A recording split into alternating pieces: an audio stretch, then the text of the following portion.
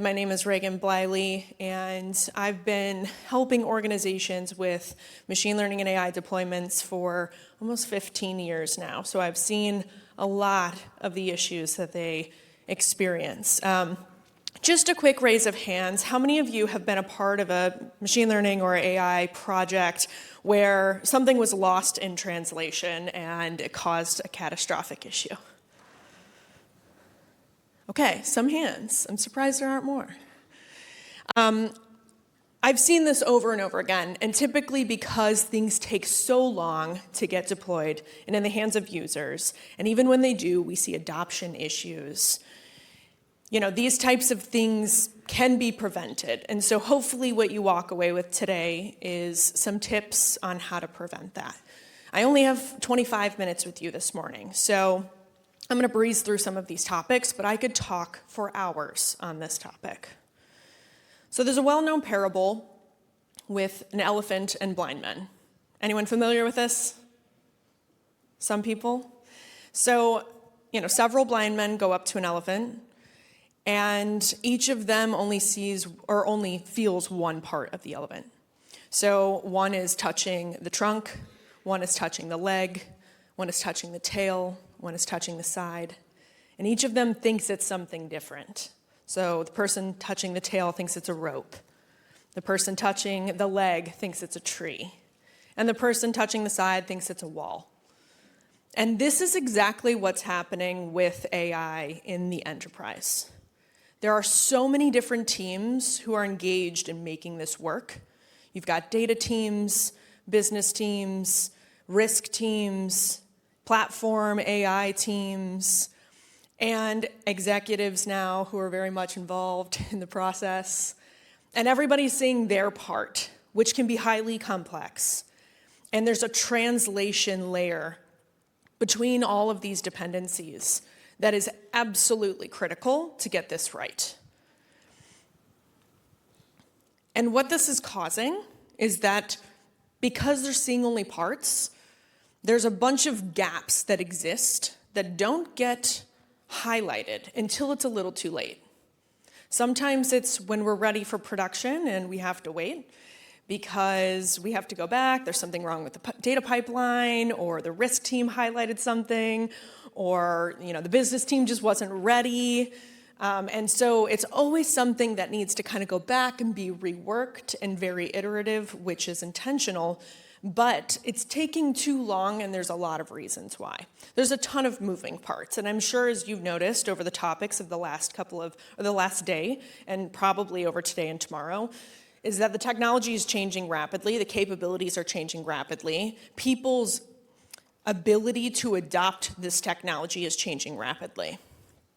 And so what that means is that we have to take all of those things into account as we're designing and building these systems. And it needs to be dynamic. It can't just be a PRD in a SharePoint site somewhere or a Confluence page. That's not going to work. So, each of these teams, again, they're looking at their space, and not one of these is simple, right? If we think about the data team, they're dealing with a ton of complexity around the architecture side, scalability. They're dealing with availability challenges, quality challenges. It is a huge, heavy lift to make the right data available and have it be high quality and contextualize to use, right? And then the risk team, they're dealing with an ever-moving landscape of regulations and policy changes, risk appetite changes inside of the enterprise. And so they're trying to keep up, and they're trying to learn and understand what those implications are. And then you've got your business teams who are literally being told every day to change the way they work and use AI to change the way they work. And they're trying to reimagine all of these existing processes and workflows so that they can leverage AI. And I don't have to tell a room full of technologists how much the technology is changing and model capabilities are changing. And so all of this factors in as you're building something. You start down this road, 2 months in, you've got all of these changes you need to accommodate for. And when you look at it from your lens, models performing well, I've got my checklist and my risk team. I can check all the boxes. I know what the regulations are. The data team, I've done my best. I've created a catalog. It's available. You can read all of the fields and the descriptions of those fields. And the business team, of course, doing what they need to do and being accountable for actual outcomes inside of the business. But as the system becomes real, we start to see this break down. And it's when all of these parts come together that we see issues, right? We have the data team, well, maybe there's missing context on a particular field for this use case that we're leveraging it for. Or maybe there's some kind of hidden quality issue that we need to address. And the reality is that quality is contextual, right? And the way that we use this technology and the way that we use the data matters on how it's being implemented and leveraged at the end. And risk is also highly contextual. We usually think about this as like a list of regulations or things that we need to check box, but the reality is that there's security risk, operational risk, reputational risk. There are several dimensions of risk that are not just compliance related. That's not just some agency telling you what to do and what not to do. And like I said, these fixes are months of back and forth. We've worked with several organizations. There are over 43 people involved in one of the companies that we work with to get an AI system to go live. 43 people. Lots of meetings, lots of messages back and forth, lots of emails, lots of links being shared. It is a disaster. And some of these systems take 9 plus, 12 plus months to go live. And then we deal with a relevancy challenge. We deal with the impatience of the business, everybody moving, the executives wondering why we're not moving faster. And if we analyze why that's happening and we really look at the root cause, it is truly a translation problem. As we go through this, I'm going to talk to you a little bit about building a blueprint for an AI system. And we're going to use this pretty simple credit risk use case as we go through. Something that if you're in financial services, you're probably very familiar with, right? When people apply for loans, we want to understand their probability of defaulting.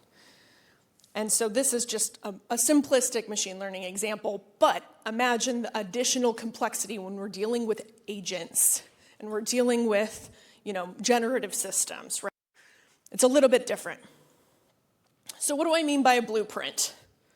So if any of you have built a house before or are in real estate, you're very familiar with what a blueprint of a home looks like and all the specs that are included in that home.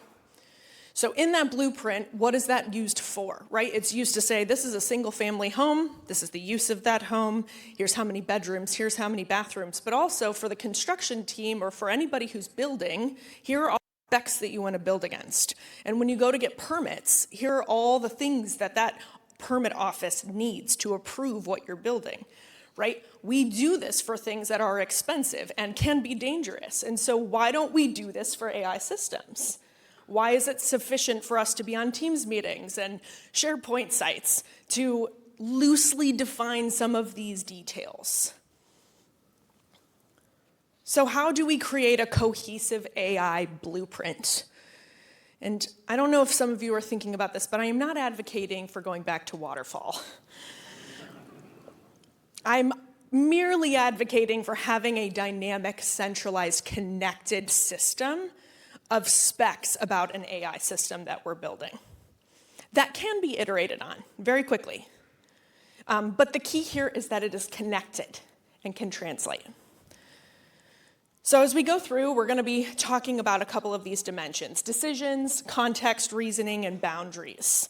Right? These are the things that we need to break down as we talk about AI systems. So what decisions are being supported, whether we're automating them, we're doing human in the loop, we're leveraging agents for them.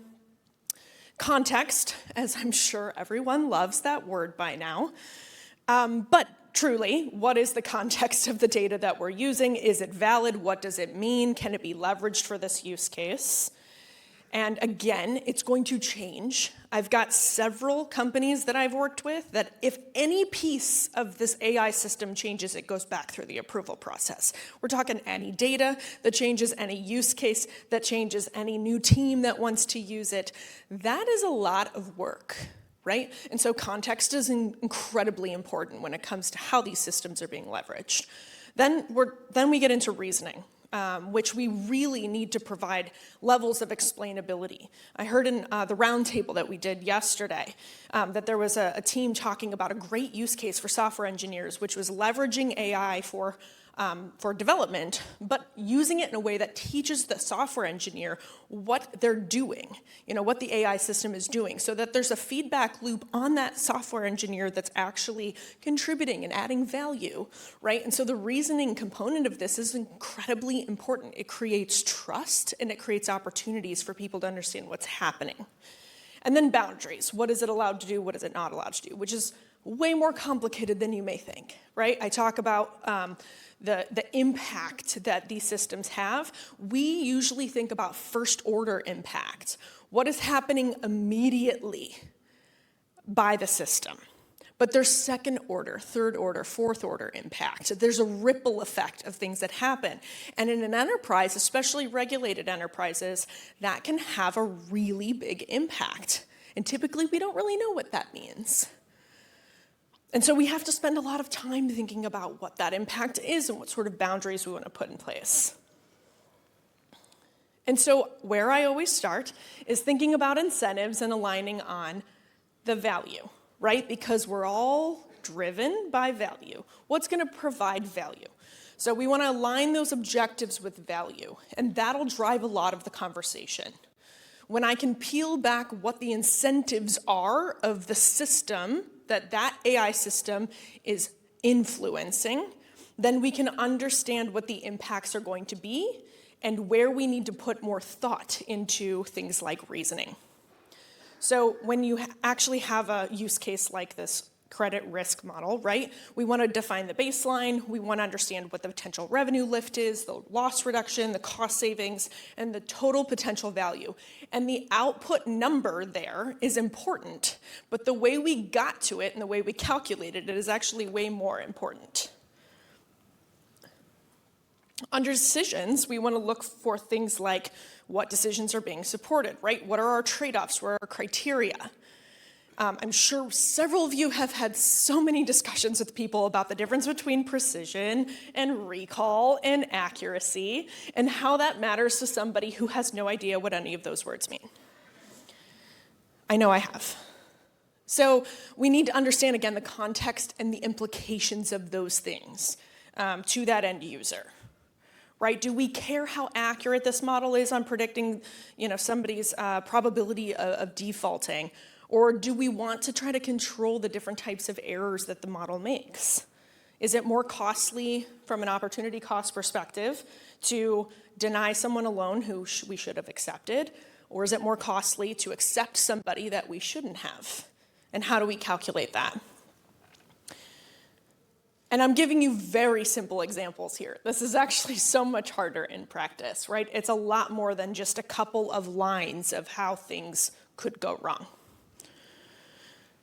And as you start building agents, that gets a lot more complicated as well.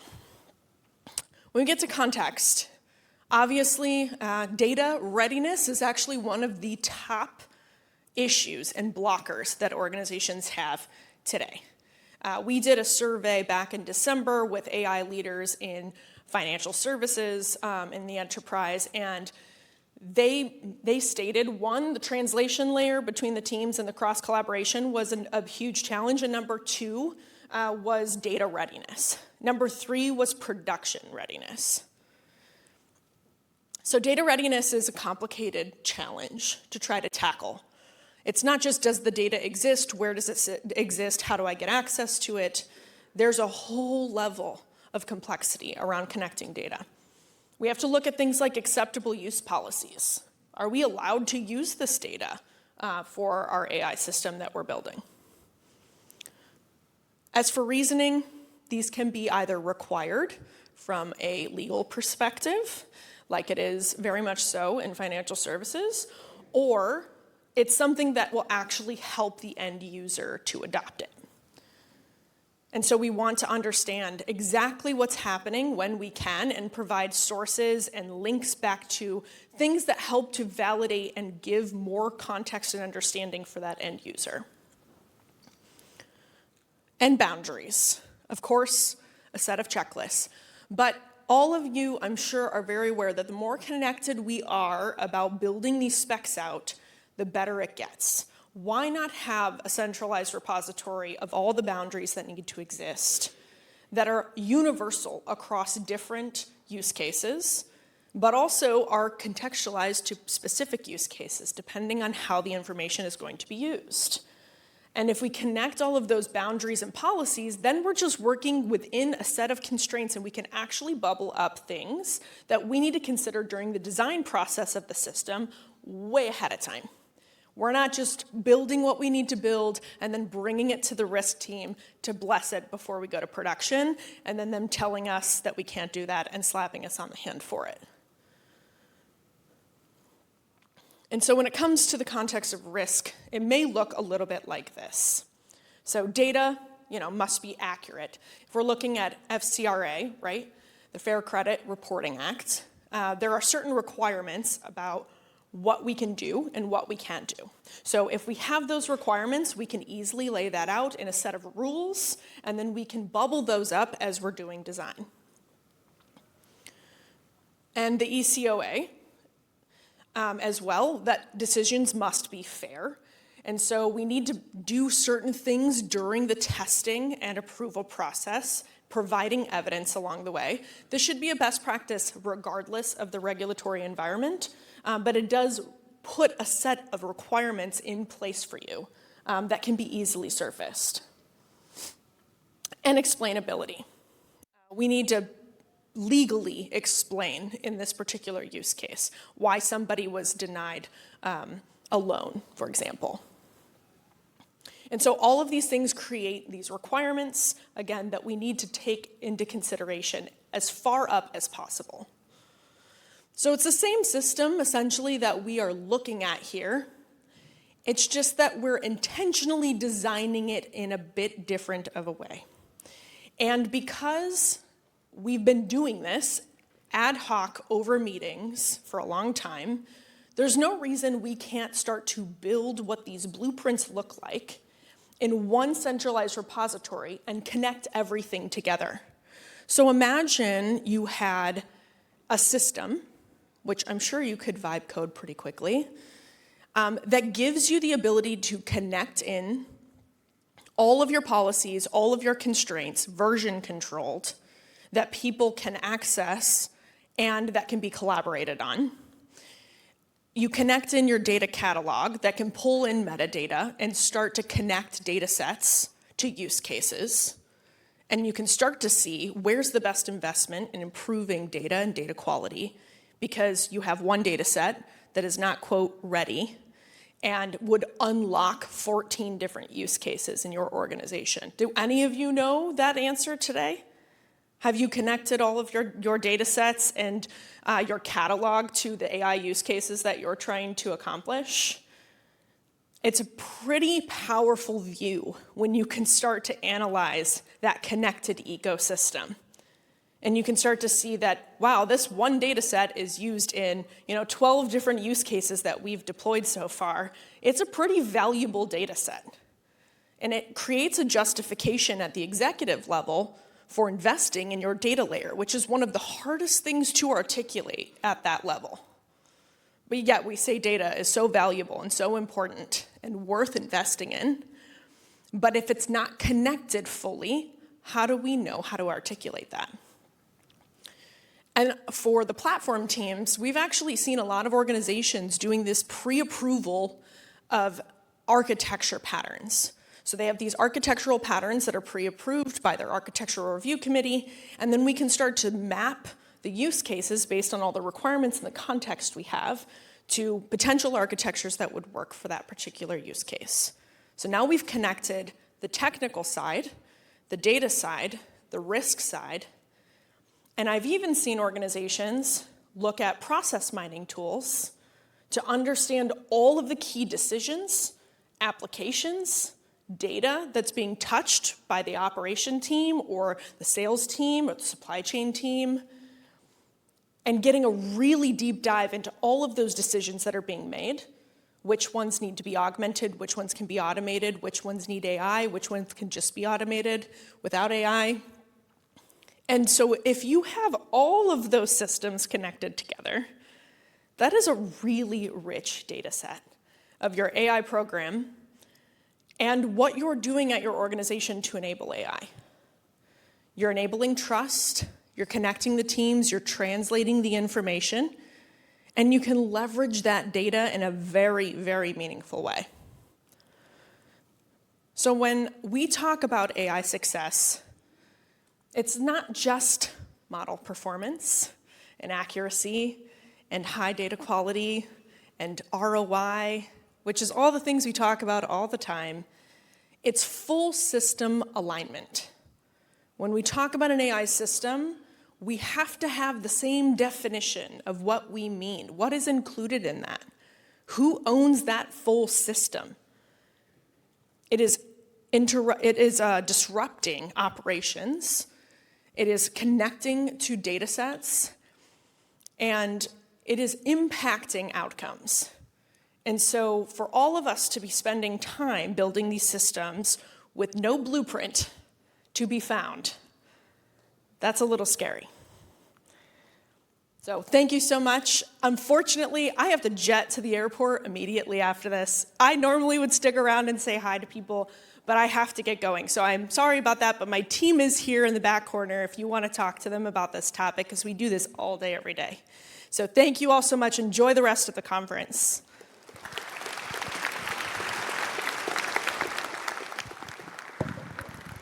Rehgan, do you have time for a few questions?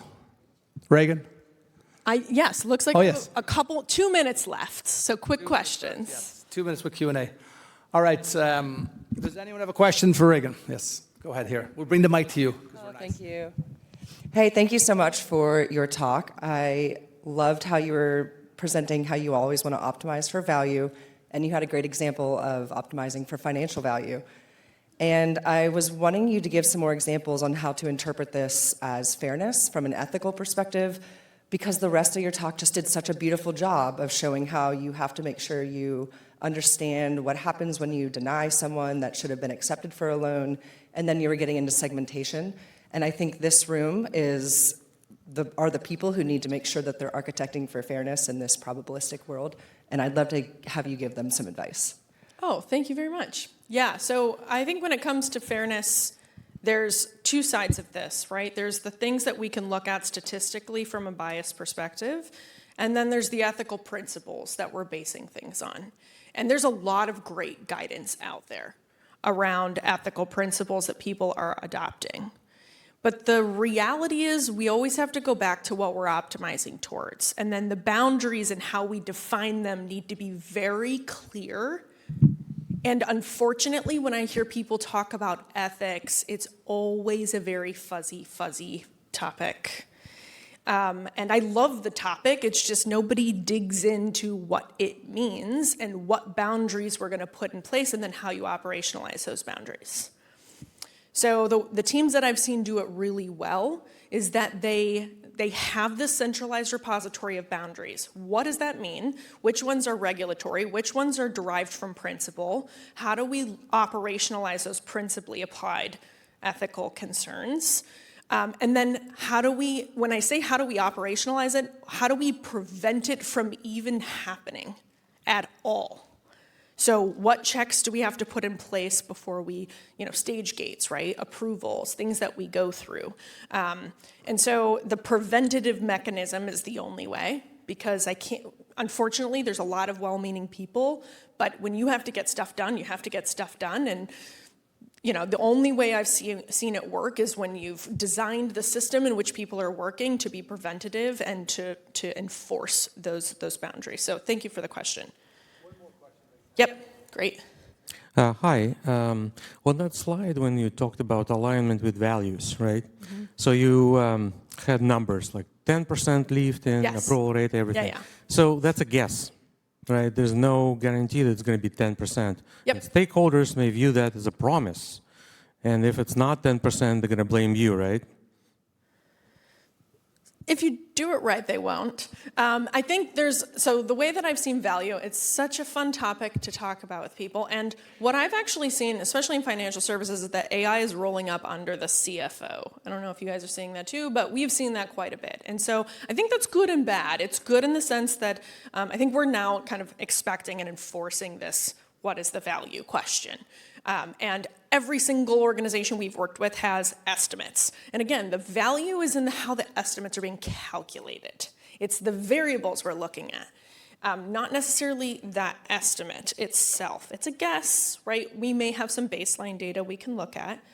But to validate it, it has to go live, and we have to be able to prove and attribute that to the AI system itself, right? And so when, I'm sure everybody's familiar with attribution and running the appropriate tests to actually attribute changes to a particular system. But I keep thinking about it as kind of like the Google Analytics for AI systems. Why aren't we tracking more user-level information? Why aren't we understanding exactly what those decisions are triggering and the outcomes and closed loops on that side?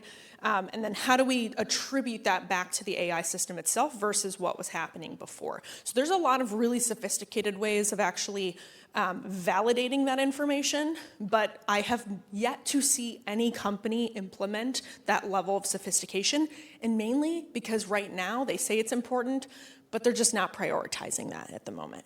And so the reality is, again, estimates, variables, those are the things that we need to focus on, and then get alignment on that with the business and let them know this is an estimate and this is how we rank and stack our opportunities. But we have to validate this. And so you can do that in pilots or POCs and soft launches if you do those appropriately. So thank you so much for the questions.